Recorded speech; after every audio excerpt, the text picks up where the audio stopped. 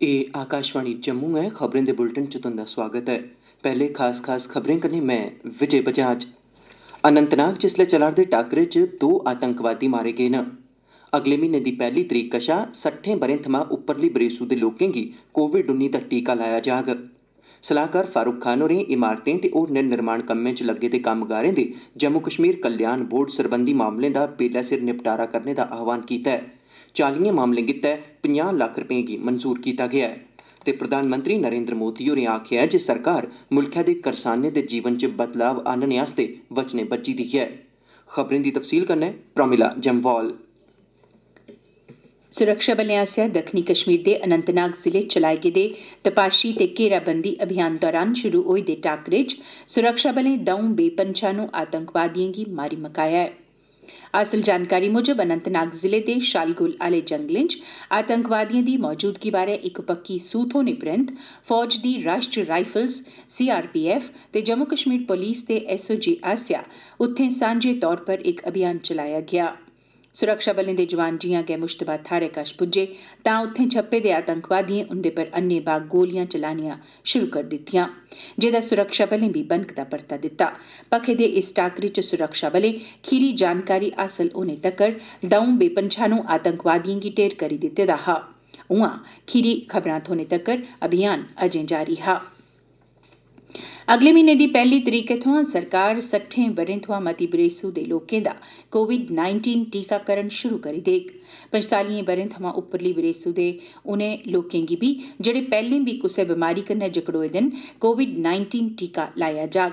अज्ज नमीं दिल्ली च केंद्री मंत्रिमंडल दी मीटिंग मगरा पत्रकारें कन्नै गल्ल करदे होई सूचना ते प्रसारण मंत्री प्रकाश जावडेकर होरें आखेआ जे इस आयु वर्ग दे लोकें गी 10,000 सरकारी अस्पतालें च मुफ्त वैक्सीन लाई जाग, जिसलै कि 20,000 निजी टीकाकरण केंद्रें च कोविड टीके दी कीमत अदा करनी होग। मुल्खै च कोविड थमां ठीक होने आह्लें दी दर हून होर सुधरियै 97.25% होई गेई ऐ। पिछले 24 घैंटें च 14,037 लोक कोविड थमां नरोए होए न। अजें तक्कर 1,07,26,702 मरीज बल होई चुके दे न। पिछले 24 घैंटें दौरान कोरोना वायरस दे 13,742 नमें मामले बी दर्ज कीते गे न, जेह्दे कन्नै देसै च कोविड दे अजें तक्कर सामने आए दे कुल मामलें दी गिनतरी 1,10,30,176 होई गेई ऐ। सेहत मंत्रालय ने आखेआ जे पिछले 24 घैंटें दौरान 104 लोकें दी मौत बी होई ऐ। अजें तक्कर मुल्ख भरै च 1,61,65,598 लोकें गी कोविड शा बचाऽ आह्ले टीके लाए जाई चुके न। लेफ्टिनेंट गवर्नर हुंदे सलाहकार फारूक खान होरें जम्मू कश्मीर च इमारतें ते होरनें निर्माण कम्में कन्नै जुड़े दे कम्मगारें दे कल्याण सरबंधी बोर्ड दी इक जायजा बैठक दी प्रधानता कीती। इस मौके उनें सरबंधित अफसरें गी आखेआ जे ओह् निर्माण ते होरनें कम्मगारें लेई मुआवजे सरबंधी मामलें गी तय समें दे अंदर अंदर तोड़ चाढ़न ते इस प्रक्रिया दौरान पेश औने आह्ली सब्भनें रुकावटें गी दूर करन तां जे लाभार्थिएं गी निर्विघ्न तरीके कन्नै सेवाएं दी दस्तयाबी यकीनी कीती जाई सकै। मीटिंग दौरान मौत जां नड़ोए लेई कुल 50 लक्ख रपें तगर दी मदाद आह्ले 40 मामलें गी मंजूरी दित्ती गेई। एह् रकम तौले गै असिस्टेंट लेबर कमिशनर हुंदे राएं सिद्दे लाभार्थिएं दे बैंक खातें च मुंतकिल कीती जाग।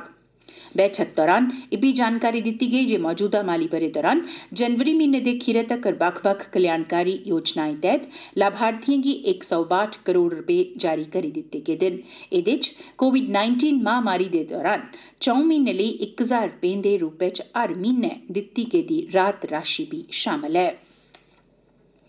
लेफ्टिनेंट गवर्नर हुंदे सलाहकार बसीर खान होरें उद्योग ते वाणिज्य विभागें दी जायजा मीटिंग दी अध्यक्षता करदे मौके आखेआ जे उद्योगें दे विकास दा संघ शासित जम्मू कश्मीर दी अर्थव्यवस्था बधाने, रोजगार दे मौके हासल करोआने ते लोकें दी खुशहाली यकीनी करने च सार्थक योगदान होग।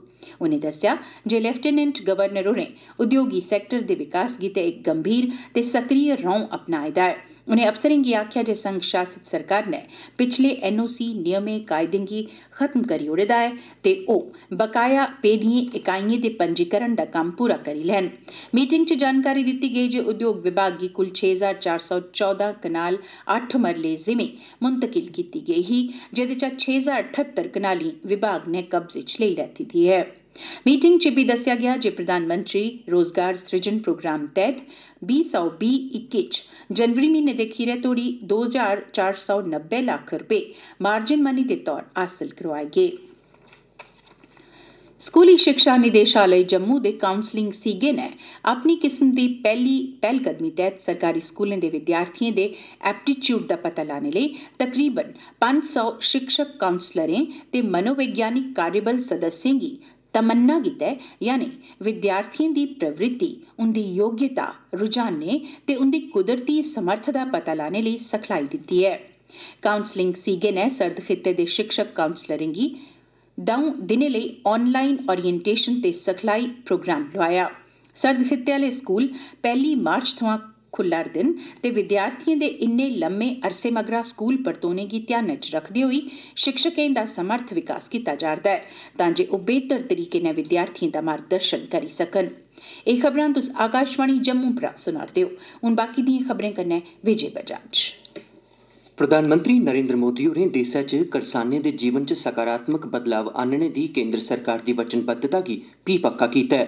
पीएम किसान सम्मान निधि योजना दे अज्ज 2 ब'रे पूरे होने दे मौके पर श्री मोदी होरें केईं सारे ट्वीट संदेसें राएं आखेआ ऐ जे इस योजना ने देसै दे करसानें दे जीवन गी सौखा बनाने च महत्वै आह्ली भूमिका अदा कीती ऐ। उनें इब्बी आखेआ जे देसै दे करसान बी सक्रिय रूपै कन्नै आत्मनिर्भर भारत अभियान दा अनत्रुट हिस्सा बना करदे न। प्रधानमंत्री होरें आखेआ जे पिछले 7 ब'रें च सरकार ने कृषि सैक्टर च सकारात्मक तब्दीलिएं आस्तै केईं पैह्लकदमियां कीतीआं न।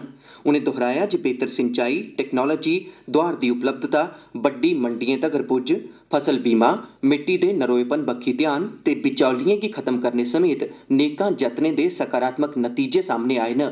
उनें आखेआ जे केंद्र ने अन्नदाने ते होर दुए कृषि उत्पादें दे घट्टोघट्ट समर्थन मुल्ल MSP च ऐतिहासिक बाद्धा बी कीता ऐ। श्री मोदी होरें यकीन दोआया जे सरकार करसानें दी औंदन दूनी करने आस्तै वचनबद्ध ऐ। अज्ज प्रधानमंत्री किसान सम्मान निधि योजना दी दूई ब'रेगंढ ऐ। पीएम किसान योजना दे तैह्त हर ब'रे 6,000 रपें दी रकम 2-2,000 रपें दिएं 3 किश्तें च सिद्दे करसानें दे बैंक खातें च पाई जंदी ऐ। राष्ट्रपति रामनाथ कोविंद होरें अज्ज अहमदाबाद दे मोटेरा च दुनिया दे सब्भनें शा बड्डे नरेंद्र मोदी क्रिकेट स्टेडियम दा उद्घाटन कीता। राष्ट्रपति होरें नमें बनाए गेदे इस क्रिकेट स्टेडियम च सरदार वल्लभ भाई पटेल स्पोर्ट्स एनक्लेव दा नींह पत्थर बी रक्खेआ। साढ़े संवाददाता ने खबर दित्ती ऐ जे कोविड-19 महामारी दे कारण स्टेडियम च छड़े 50% दर्शकें गी गै बौह्ने दी इजाजत होग। एह् स्टेडियम 63 एकड़ थमां मते रकबे च फैले दा ऐ ते एह्दे च दाखल होने दे 3 रस्ते न। स्टेडियम दी छत्तै पर फ्लड लाइटें दे बजाय LED लाइटां लाइयां गेदिआं न। सरकार ने सार्वजनिक खेतर दे बैंकें गी आखेआ ऐ जे पीएम स्वनिधि योजना दे तैह्त दोआर कर्जे बंडने दी प्रक्रिया गी सौखा ते तेज बनाया जा। घरें मकानें ते शैह्री विकास मंत्रालय ने बैंकें गी लिखी दी इक चिट्ठी च केईं सारे सुझाऽ दित्ते न। देसै च रेहड़ी फड़ी लाने आह्ले विक्रेताएं गी बिजन किश गिरवी रक्खे दे दोआर कर्जा उपलब्ध करोआने दी योजना दे विस्तार आस्तै एह् सुझाऽ दित्ते गे न। मंत्रालय ने इब्बी दस्सेआ जे लोकें गी इक्कै थाह्र दोआर दिआं सब्बै औपचारिकतां सखल्ले उपलब्ध करोआने आस्तै बैंक अधिकारी देसै दे बक्ख-बक्ख शैह्रें च शिविर आयोजित करङन। मंत्रालय ने इब्बी जानकारी दित्ती ऐ जे इस योजना दे तैह्त दोआर कर्जे हासल करने लेई लगभग 40 लक्ख आवेदनें दी समीक्षा कीती गेई ऐ, जिंदे चा 20 लक्ख शा मते आवेदन मंजूर कीते गे न। जम्मू कश्मीर खादी ग्रामोद्योग बोर्ड दिएं उपाध्यक्ष डाक्टर हिना शफी भट्ट होरें राष्ट्रीय पट्टीदर्ज जाति पट्टीदर्ज जनजाति हब NSSH तैह्त अज्ज सांबा च 7 दिनें दी नमैश दा उद्घाटन कीता। इस मौके बोलदे होई डाक्टर हिना शफी भट्ट होरें जानकारी दित्ती जे NSSH भारत सरकार दे अत्त लौह्के ते मध्यम दर्जे दे उद्यमें आस्तै पट्टीदर्ज जाति ते जनजाति दे कर्मचारिएं च उद्यम विकास आह्ले म्हौल गी विकसित करने आह्ली भेठा इक गैं ऐ। उनें सरबंधत विभागें ते एजेंसिएं गी आपूं चै तालमेल करने दा मशवरा दित्ता तां जे इस गल्लै गी पक्का कीता जाई सकै जे समाज दे गरीब गुरबे वर्ग लेई बनाई गेदिएं बक्ख-बक्ख स्कीमें दे लाह् इनें लोकें तगर पुज्जी सकन। उनें अग्गे आखेआ, जितने भी हमारे SC/ST के लोग हैं, एंटरप्रेन्योरशिप डेवलप हो, इनको एक मार्केटिंग प्लेटफॉर्म मिले, जो इस प्रोग्राम के तहत अलग अलग जगहों पे हम कर रहे हैं। ये एग्जीबिशन होती है, इन लोगों को एक प्लेटफॉर्म मिल जाता है सेल्स के लिए और आम जनता को एक अवेयरनेस मिल जाती है। पूरे भारत के लिए prime minister employment generation programme जो हमारा चल रहा है, 35% सब्सिडी, चाहे महिलाएं हो, एक्स सर्विसमैन हो, ट्राइबल हो, बॉर्डर एरिया हो, ताकि वो अपने ही घर पे अपने ही गांव में, अपने ही जिले में रह के अपना कारोबार शुरू करें, तो शहर की तरफ न जाके रोजगार के लिए भागदौड़ करनी। Jammu Kashmir public service commission मुकाबलेबाजी आह्ले सांझे इम्तिहान CCE तैह्त हर इक श्रेणी च चुने गेदे मेदवारें दी सूची च अखीरले मेदवार दे बाद आह्ले मेदवार दे नां आह्ली इक आरक्षित सूची बी तैयार करोग, जिसी गुप्त रक्खेआ जाग।